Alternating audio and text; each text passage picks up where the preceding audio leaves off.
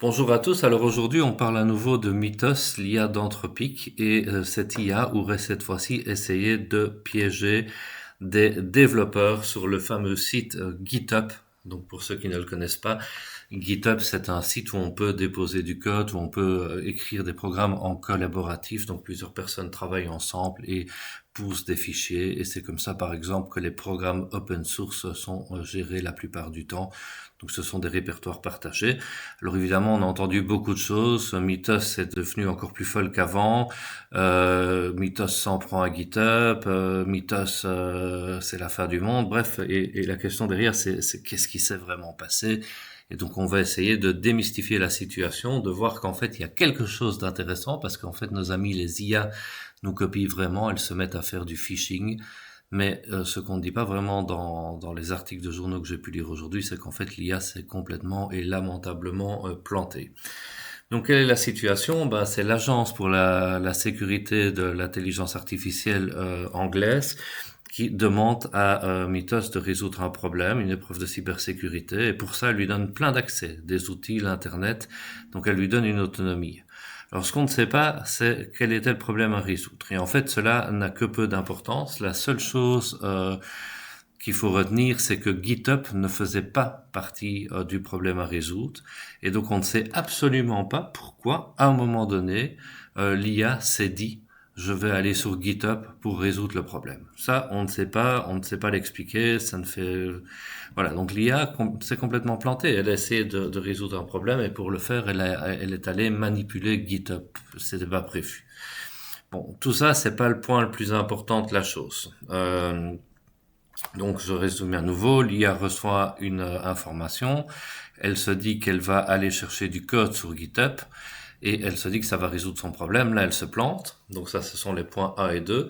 Mais où il y a quelque chose d'intéressant, c'est la façon dont l'IA va interagir avec GitHub. À un moment donné, l'IA se dit, je vais choisir un programme. Donc Mythos veut choisir un programme et elle veut y introduire du code malveillant. Et le problème, évidemment, c'est que pour introduire du code malveillant sur les programmes qui sont gérés par GitHub, il faut avoir une certaine réputation. Vous ne pouvez pas, vous, aller mettre du code si vous n'êtes pas, on va dire, adoubé par les développeurs du programme en question. Vous allez poser votre code et si le code ne convient pas, il sera simplement rejeté. Et c'est là que notre intelligence artificielle a fait quelque chose d'incroyable. Ce qu'elle a fait, c'est qu'elle a créé des faux profils de faux développeurs qui ont fait du phishing vis-à-vis de vrais développeurs sur GitHub en vue de les convaincre de mettre le code sur le programme. Donc des développeurs qui, eux, avaient accès et qui étaient légitimes face à GitHub. Et c'est là qu'il y a quelque chose d'intéressant à dire, c'est que pour la première fois, l'intelligence artificielle a utilisé une stratégie sophistiquée.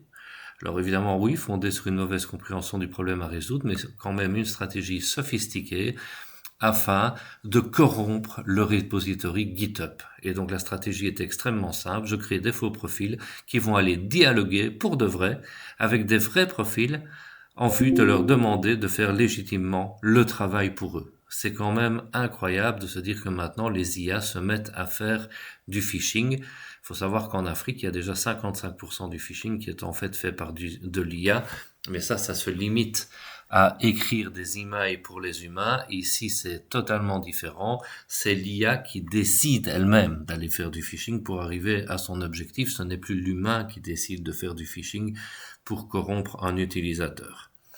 Donc, voilà, l'IA a réussi à écrire un code qui était une backdoor, donc il pouvait corrompre le logiciel. Et elle a réussi non seulement à l'écrire, mais à proposer ce code à des développeurs qui ont fini par dire oui et qui ont inclus le code avec la backdoor, donc la backdoor, la vulnérabilité, directement sur GitHub, ce qui est quand même assez incroyable. Voilà, donc l'IA n'a pas résolu le problème qu'on lui demandait de résoudre. Mais à ce stade-ci, on s'en fout. Ce que l'IA a fait, c'est qu'elle a réussi à corrompre GitHub, qui est un des repositories les plus utilisés dans la communauté open source. Et ça, c'est plutôt une mauvaise nouvelle. Les développeurs se sont fait manipuler par une intelligence artificielle. Et rendez-vous compte, des développeurs légitimes ont introduit des backdoors dans des programmes donc des points de vulnérabilité pour faire plaisir à une IA. Ça, c'est nouveau.